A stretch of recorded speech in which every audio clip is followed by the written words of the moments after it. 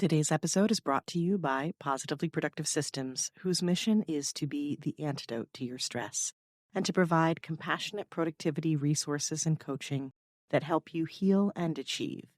Be sure to check out both free and paid resources at positivelyproductive.com/resources. What I believe is that everything in our business starts in process. It starts with how we want to feel, to experience every activity. That's what process is. And I guess I should define that. We use this word so many times. For me, process is the how. It's how exactly you do anything it is in your business, how you answer the phone, how you handle a refund request. To me, process is internal branding. So when it comes to setting up a tool, whether it's Trello or Asana or ClickUp, I always start with having people define the processes that make up their business. Really look at your business as a body and break down what are the different, limbs, the feet, the appendages. What is your business made out of in a process-based perspective, not departments?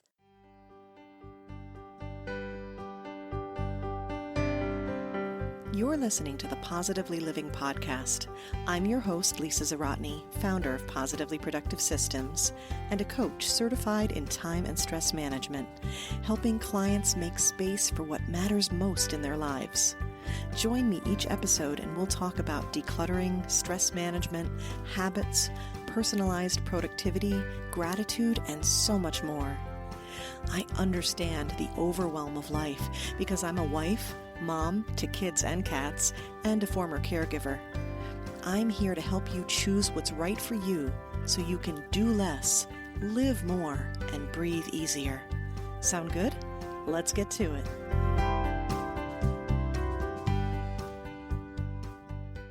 One of the biggest challenges I see with my clients is the tendency to see a platform or tool as the answer to their productivity problems. Yes, there are productivity tools that can make a huge difference in your efficiency, and I use many of them, but your process has to come first. You need to create a system that works best for you before you choose a platform to run it. Doing so requires knowing who you are and how you work best, and that's what I'm all about. This episode is the first in a series I'll be doing on the different productivity platforms you hear mentioned by a lot of entrepreneurs. It's time to explore them with a critical yet appreciative eye and figure out which ones are right for you. Before we get into this incredible conversation, I wanted to share that this episode is sponsored by the Positively Productive Strategy Session. This heart-opening, mind-expanding, goal-setting session gives you the clarity you need to determine your best steps forward. If you're feeling frustrated, anxious, stuck, overwhelmed, stressed, this is the place to start. Book the session whether you're new to coaching or life's gotten off course and you need a productivity tune-up. The best part is you don't need to know what's going on. You just need to know that you need the support because we'll discover together what you need to do and create a strategy that works for you. Go to positivelyproductive.com/strategy and be sure to use the promo code podcast for a very special listener discount. One of the things we work on during our sessions is creating the right system for you and the right processes within that, which comprise steps you take each day and, as such, the habits you create. As you'll hear from my guest today, the software you use might not matter as much as you think, and I hope you're encouraged by that. In the very first episode of the Positively Living podcast, I share your number one tool to achieve productivity. Spoiler alert, it's you and your knowledge of how you work best. Today, I welcome Layla Pomper to the Positively Living podcast. Layla is a vetted ClickUp consultant and the owner of Process Driven, where she helps businesses define their business systems and SOPs. Her mission is to help millions of small businesses enjoy the process of day-to-day work. At the time of this recording, she's helped over 700 businesses define their processes and learn how to use ClickUp. She also runs a YouTube channel, which is how I found her, with tips around this topic, currently educating over 10,000 subscribers and counting. I absolutely love her. She has helped me so much in finding a simple way to approach ClickUp, and I know you're going to love her too. Our conversation today will help you learn whether ClickUp is right for you. Layla shares how she hated ClickUp at first and why she now recommends it for her clients. She also shares the simplest steps you can take right now to explore the platform and make it work for you. I especially love her tip on a 2-list approach. You heard me correctly, only 2 that she says will get you to $1 million business. Get ready to be inspired. Welcome, Layla Pomper, to the Positively Living podcast. I am crazy excited to have you here today.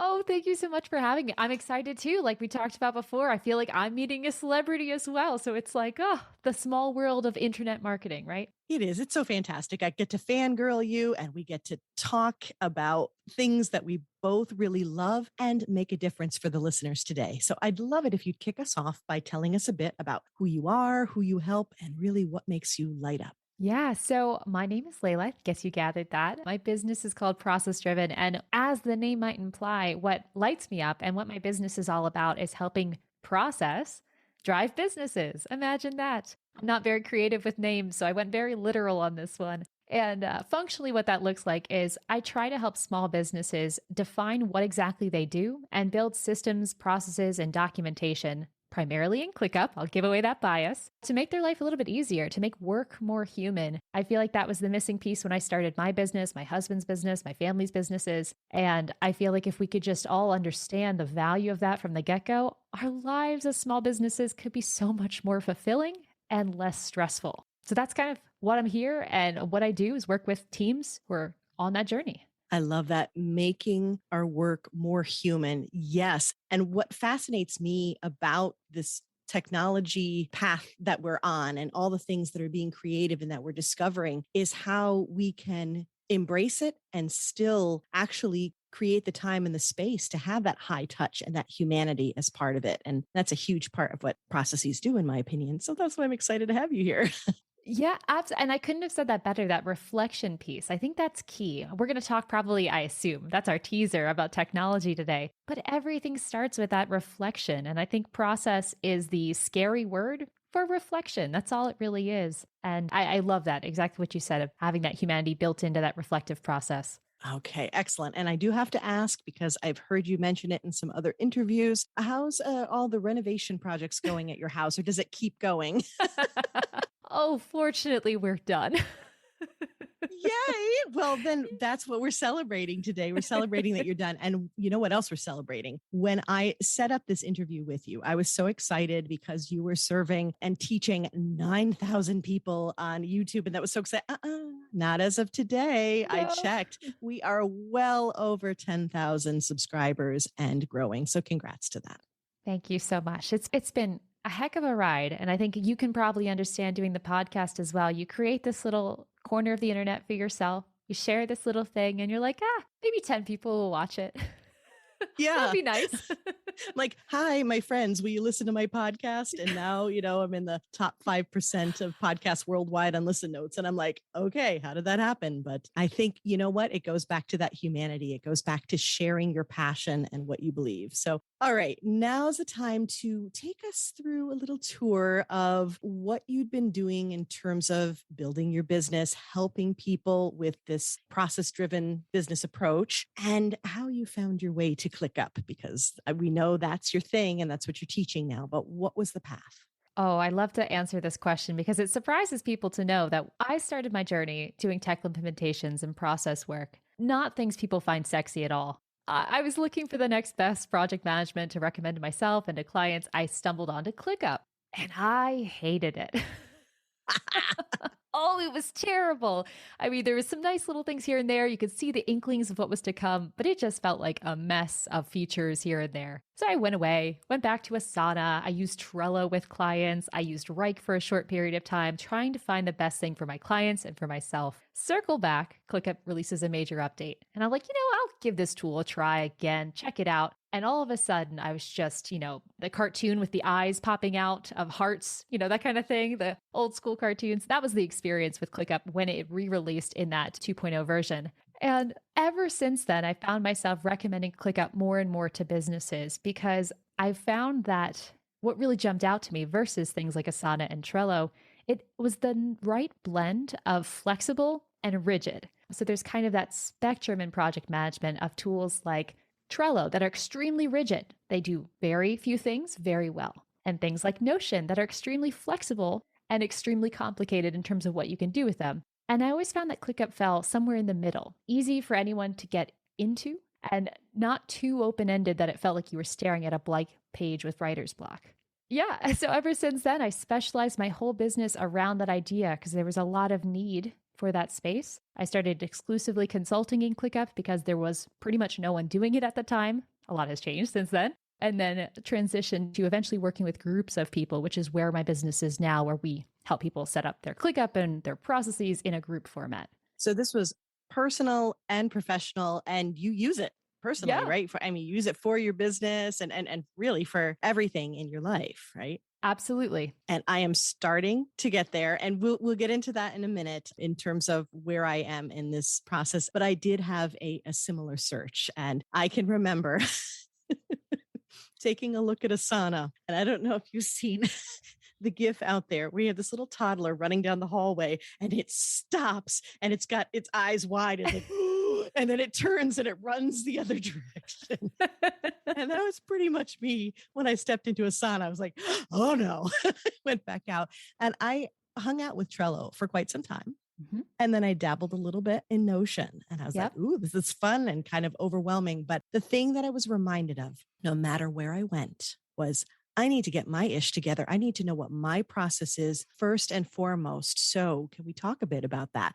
Process over platform. That was the thing that excited me, I think, the most. Is like, here's a ClickUp expert, but she's talking about the key thing we need. It's our bae before anything else, right? Yeah, absolutely. And it's funny. I actually started my YouTube channel all around process, but that's not a great keyword. No.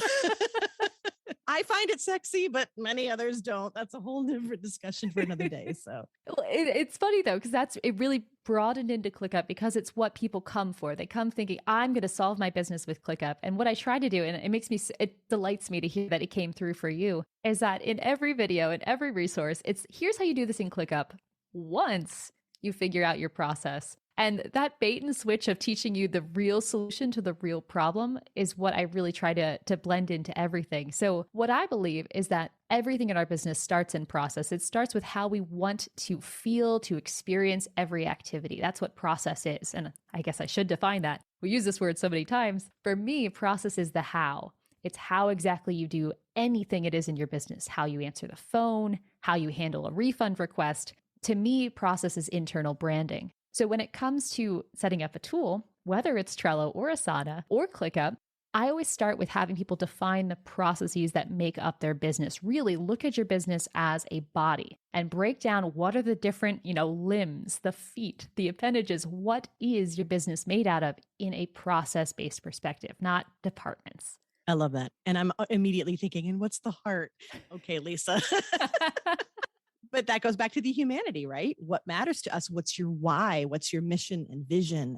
And what's driving you forward to get up and do this every day, right? I mean, you joke, but that's exactly how we have people start. That's exactly how we suggest people set up their ClickUp or whatever they're setting up. Start with what's the point of your business? Why does it exist? For many, it's make a profit. Many, it's make a profit. And for others, it's change the way that XYZ does ABC. But that's where it always starts. And then from there, it goes into what are the main activities you need to do to fulfill that mission or to do that purpose that you have? And from there, it's what tasks, what processes do you need to do to fulfill those objectives? So it might be the purpose is to change the way people think about productivity. The objective, one of them might be to create meaningful transformational content that helps your users. And the process might be having podcast guests on, producing a podcast, editing, it all breaks down like that. And I think that's a more holistic way to approach productivity and tools in general. You said another one of my favorite words, holistic. If you say intentional, I'm just going to lose my mind. But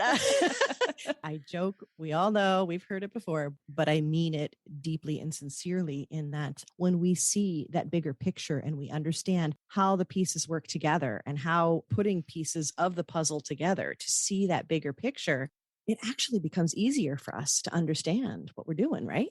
I cannot tell you how many people came into our program ClickUp. They came and they thought one of their main objectives was to sell because they were told they needed a sales department. So they need to sell. And when they reframed it to say, I need to create revenue for XYZ client, or I need to sell XYZ service, really making it clear as to what is the actual point.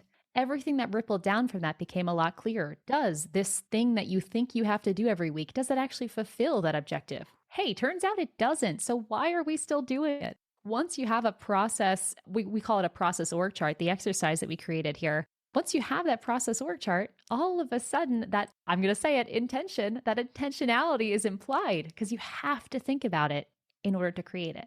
I'm grinning so much right now. Yeah. And this idea, I love that phrase. I'm going to highlight. It's called my auditory highlight when I want to like take a highlighter and be like, I love what you just said.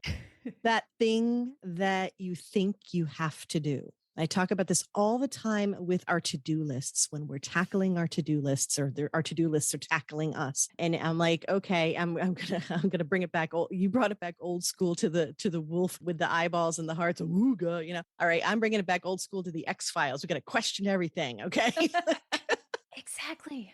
Why are we doing this? It goes back to that. There's a story about a family with a mom who would cut off the ends of the ham and prep it and put it in the oven that way. And the daughter was like, why do you do that? She said, because that's how grandma did it. And they asked grandma, and grandma's like, well, my mother did that. And, you know, they were able to find out that it was because she didn't have a big enough pan.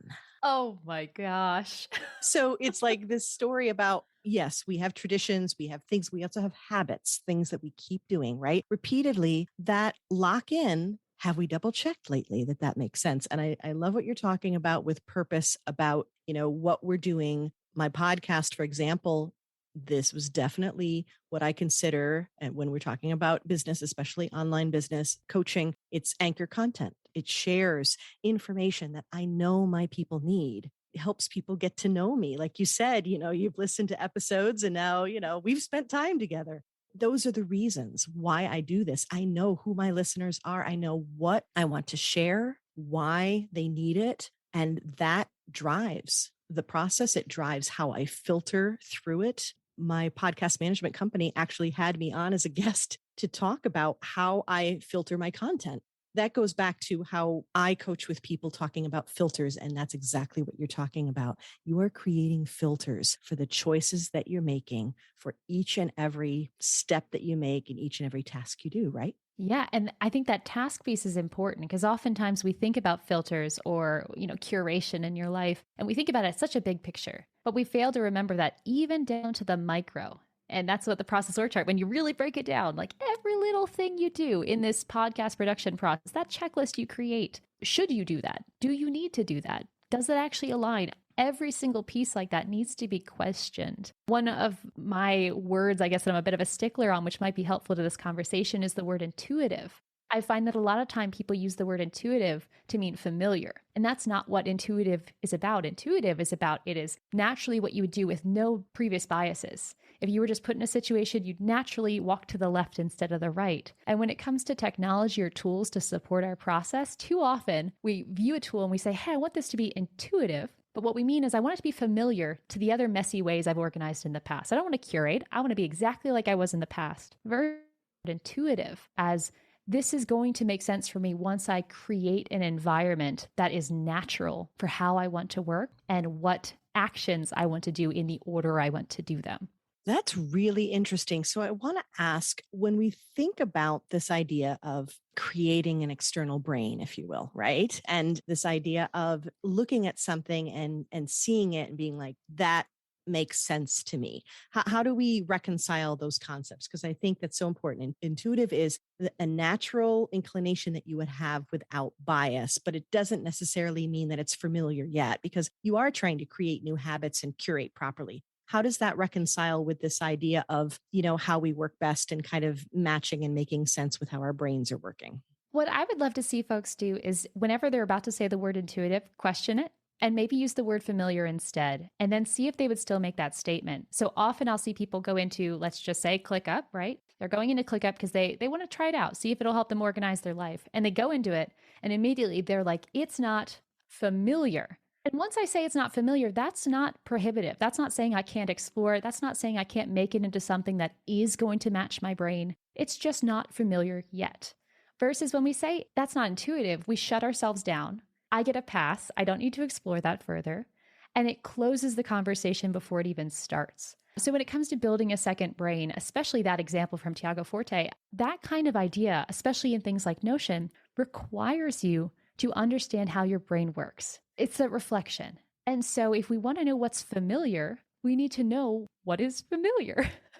Yeah. And again, we could have a semantic discussion all day, but this idea of, okay, it's familiar because this is how I've been moving along with it. But if I really truly understand how my brain works, what my best, productivity tools are for me. And my first podcast episode ever was the number one tool you need to achieve productivity. And spoiler alert, self-awareness. We need to understand ourselves. And when you understand that, you can start to, and I love the word curate too, pick and choose the things that make sense. But that's so good. Instead of intuitive, say familiar and be okay with that. This is what happens with our brains all the time. They just want to protect us. Yep. Layla, that seems like it's really going to be complicated. You don't want to do that, do you? Or maybe that's just how my brain talks to me. Oh, yeah. I feel like it does. So given that, now we are looking at this. And I remember listening to you and really getting this feeling of, I'm just going to make ClickUp what it needs to be for me right now in the simplest way possible, right? Lowest sort of common denominator, or I actually MVP is my favorite, right? So the minimum viable product here for ClickUp. I don't have to get complicated. I don't even have to add due dates if I don't want to. I'm starting it in this way to help me do this part of my process and keeping it so simple. And that's how we can start, right? That is exactly how to start. I think the trap we fall into when you start mentioning, internet creators who teach productivity systems, I know we've talked about this. There's that prescriptive subtext sometimes, and templates are a good embodiment of those. Here's the template for how you need to organize your tasks. And when we install, whether they're the pre-made ClickUp templates or we buy templates, we basically just take someone else's system that clearly works for them and their brain, and we try to make it work for us without the knowledge or understanding of why it works for them or how to customize it to work for us. I completely agree with you. Starting small, organically evolving it, or you can start with a template only if you're critical enough to question why that template is the way it is and how you can modify it to work for the way your brain works. Exactly. I've worked with clients where we've actually, and I do enjoy doing this, we'll reverse engineer why something worked or didn't. It happens so much. A great example when I started as an organizer and people would come to me and be like, I tried Marie Kondo. And sometimes they'd be like, it was the best thing ever. And then other times they'd be like, I'm a failure. I'm like, neither is actually true. Here's what's going on. And this is why this didn't work for you. And now let's create your filters and where you're starting from. And really good point about the templates. Sometimes we need a kickstart, but we have to do it in a way where we can be, as you said, critical enough that we can look at it with an understanding that this is where someone else has started. And it may give us a leg up. It may give us a starting point, but we have to, it's not even just critical. It's more like inquisitive to be like, is this really working for me? Do I like this aspect of it? What do I want to change? What don't I? And I think sometimes you can start with a template and just practice it almost in a way to let you become a bit more familiar with the platform. Mm-hmm. So speaking of the fact that there's so much of that, I love that phrase, prescriptive productivity. And then that's what I'm I'm on my soapbox railing against it. What are you seeing in terms of the pros and cons of ClickUp and who is best suited to it and who wouldn't be, I guess? So can we talk about those?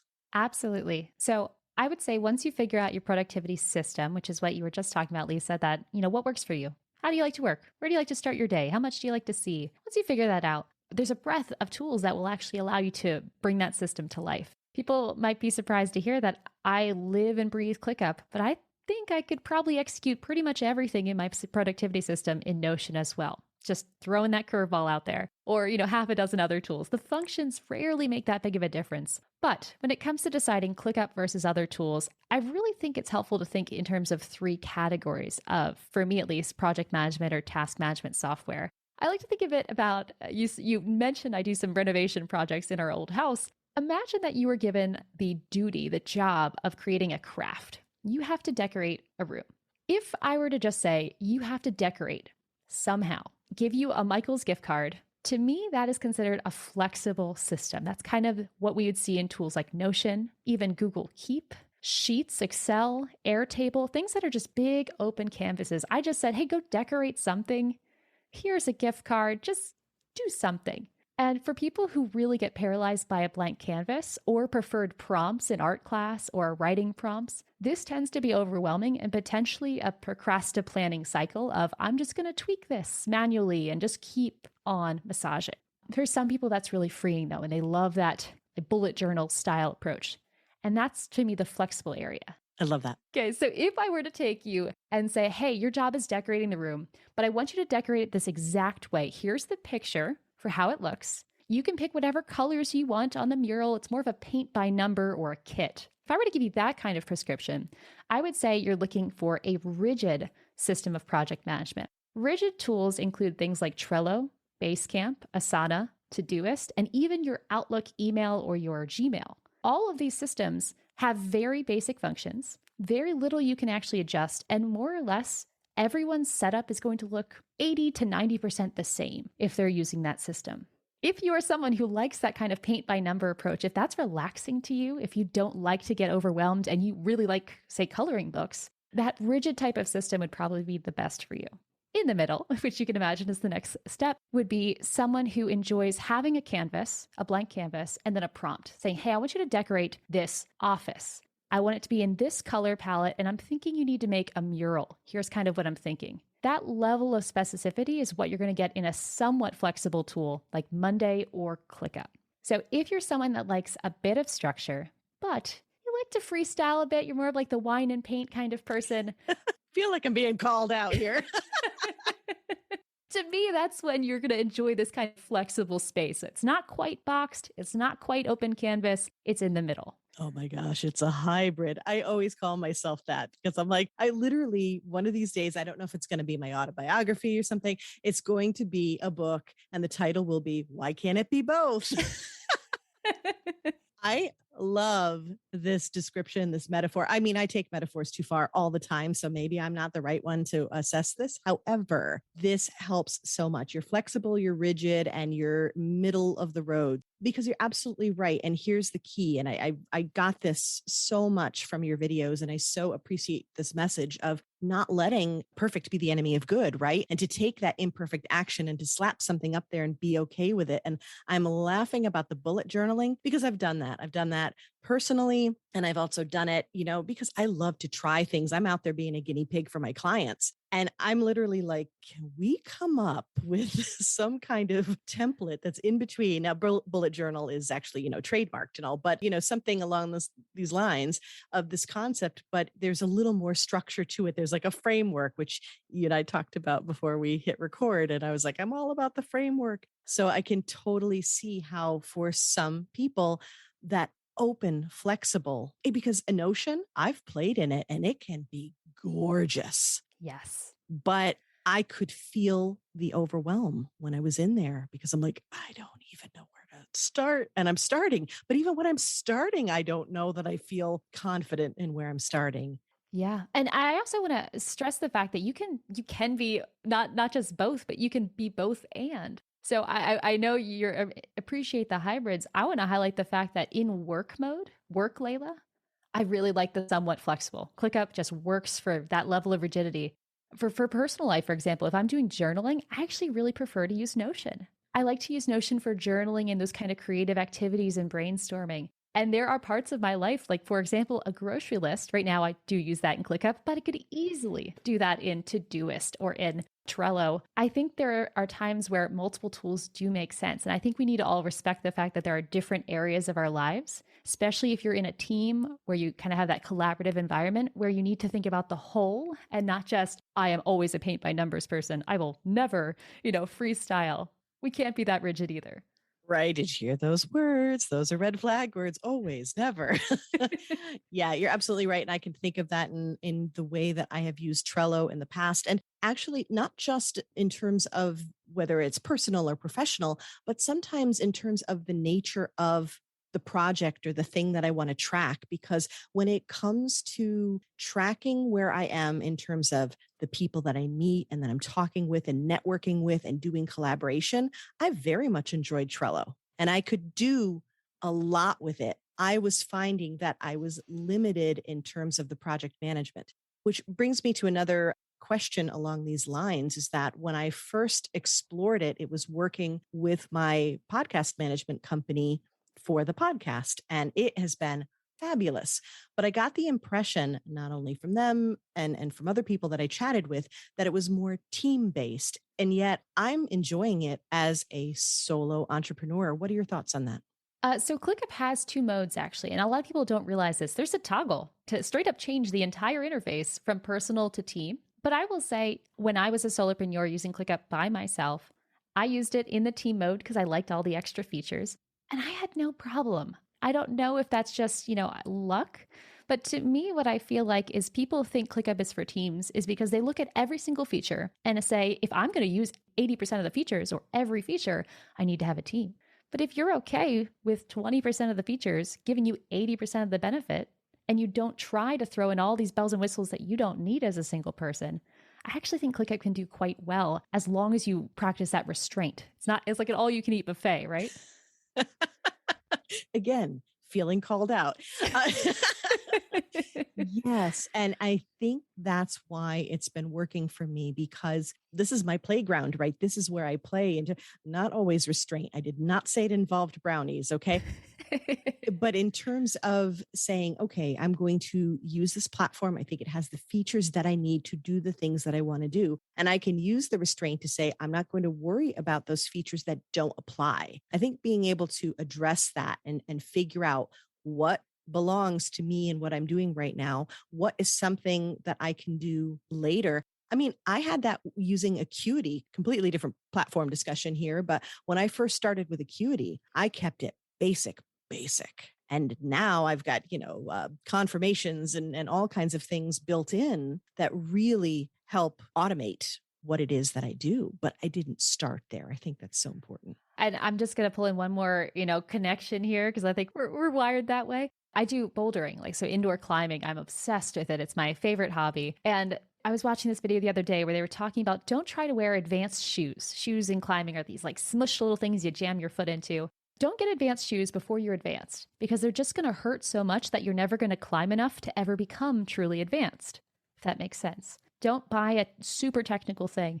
And I think ClickUp, we can learn a lesson from that as well. If you put every single feature on, every view available, every Click app and integration added, you're going to be so overwhelmed that you're never going to get the benefit because there's this false association that more means better. More means more systemized. More features means I'm going to save 2 days a week instead of one. It's baloney.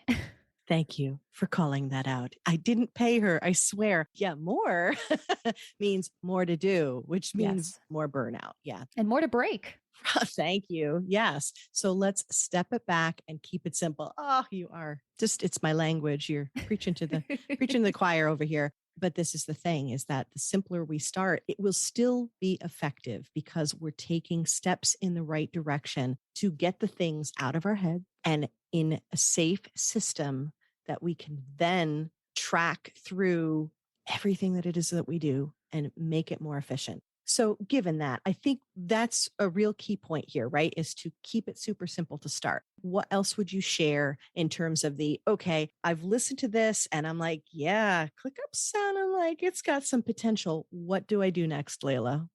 So what I would suggest as your next steps is, pop onto YouTube. There's this gal on there that makes a lot of videos. No. Yeah. Her name is Layla. She's really, please, I'm going to listen. I don't do this a lot, but I'm going to gush and I'm going to tell you, go subscribe right now. Even if you're just thinking about it, you're welcome. Okay, go ahead. Well, that's always my cheat. I go in and peek at a video just to see what it feels like. See if you can get past that initial gut check and get over that familiar barrier. And then what I would do is I would get into it and start messing around. I would create 2 lists. No one believes me when I say this, but I really think 2 lists will get you to, $1 million. $1 million business could run on 2 lists in ClickUp. You do not need to add a lot more than that, but 2 lists, tasks and ideas. Yes.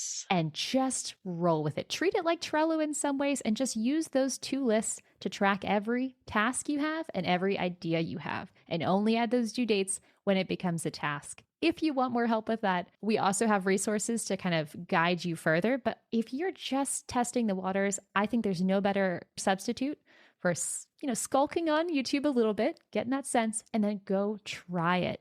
try it in the simplest possible way. And we actually have a YouTube video that walks you through the setup for a simple as possible implementation. So that might be helpful to watch if you're getting started. That sounds good to me. Okay. Follow Layla and try the thing. And I will say this too. I will add this for my own personal experience is that I came from I heart Trello, still do. So like you said, it's the both and still use it for certain things. But I was very excited and appreciative that ClickUp gave me options. And again, not options like you can be paralyzed by the options, but options for that familiar. And that it gave me what I needed, but I can look at the board view. That makes me so happy. Oh, we didn't mention that. How did we miss the board view? Well, because that's in the technical side of it. So yeah, it gives you multiple views. I mean, it goes into what you described, that it is this hybrid and it's got a little bit of both. It has the structure, but it has the options. And there's a difference between all the features like, am I timing things? Am I putting due dates? And what am I doing? And what are my subtasks? And then it's like, whoa, too much. Skip it. But in the very beginning, if you feel a certain comfort in board view because you came from Trello, you have that option. If you're kind of an Asana or a list person, and I have different things, my tasks, my overall, well, really, it's more my capture list is more of a list task view. Mm-hmm. Whereas again, the people that I network with and collaborate with, more of a board view. So you can have that comfort, both end, right? And also have the structure. And pictures. I have to highlight that. People think ClickUp is ugly. That's just because an operations dork like me, we're the ones filming the videos, but there's pretty ways to build it too. So you can also have those pieces of your brain captured all into one spot. I love that. That's awesome. Okay. So first, before we do the fun part of the wrap up, just let us know where we're finding you, what we're looking for on YouTube, where we're going online to locate you and get more support. Absolutely. So the hub for everything is processdriven, all one word, .co. That's my website. You can get to YouTube from there. You can find our blog posts and you can also find my free training there. So if you're trying to think about like, what are we talking about? What's Lisa talking about with this whole process-based thing? Like, what were we going there? We have a free training on the website as well that will give you that kind of big picture concept, but processdriven.co would be the best place to connect. And then drop me a comment on YouTube. You know, I'm very active on there. So if there's anything I can do to help, if you're going through the challenge of should I switch to XYZ, I'm here for it and happy to help however I can. Awesome. And I will be sure to have all of this information in the show notes so you can access it quickly. Now, you ready to have a little fun with a rapid wrap up? Ooh, yeah. All right. Please fill in the blank. The song that always makes me dance is? Oh, gosh. I don't know if you know this one. Tunuk Tunuk Tan. Are you familiar with that song? No, this is new to me. I'll send you the link you will play it and you will immediately start dancing. It is the song that, made our wedding. It was the song of our wedding. And now every time I hear it, I just can't. Please tell me it's on Spotify. Is it on Spotify? Oh, yes. It's a wonderful, upbeat dance song. Fantastic. Well, then it's going on the Positively Living Podcast, Spotify Dance Playlist, Volume 3. It will be on there and we will all groove to it. Awesome. Okay. How about the quote or mantra I share all the time is? There's always a better way. And I say this as both a challenge and also a permission to do it the way you're doing it this time. That there's always going to be better, but now is good enough. Gosh, I love that as a challenge and permission. Okay. How about the resource book or app that makes my life easier other than ClickUp? Oh, I was about to say. I will skip ClickUp this time just because I feel like that's low hanging fruit. I would say probably Missive is the app that is kind of just giving me hours and hours back every day. Do tell. Yeah. So it's a collaborative email inbox. So I use it instead of Gmail. It integrates right with it. And basically it gives me like an interface where I can invite my team in and just drag emails over to them without having to forward them. It's very seamless. And it's allowed me to basically delegate my inbox, which was something I'd put off for years. And I can't even say how many hours it saves me every day. It's just amazing. Okay, that is intriguing. You see, we learn something new every day. And it's freemium, so. Oh, I like that. Okay. And last, but definitely not least, what or whom are you grateful for today, Layla? I'm going to go with my dog today. My little dog, Norman. We call him Noodle as his nickname. He was flopping around and being very cute this morning before I got on the call. So, what kind of dog and where can we see photos? He's actually on my website. On our About page, we have pictures of everyone's pets. You're going to get a lot of hits on the About page now. Okay, what kind of dog is Norman? He is a Chihuahua Basenji mutt. So he looks like a miniature fox. It's like all ears. Oh, I am here for it. Okay, yeah, that's what I'll be doing right after this. Okay, awesome. Well, Grateful for Norman. I'm grateful for Norman too, and I'm very grateful for you for having found you and for you being willing to come here and share your wisdom and shine your light in this world. And I so appreciate it. Thank you. Absolutely. Thank you so much for having me.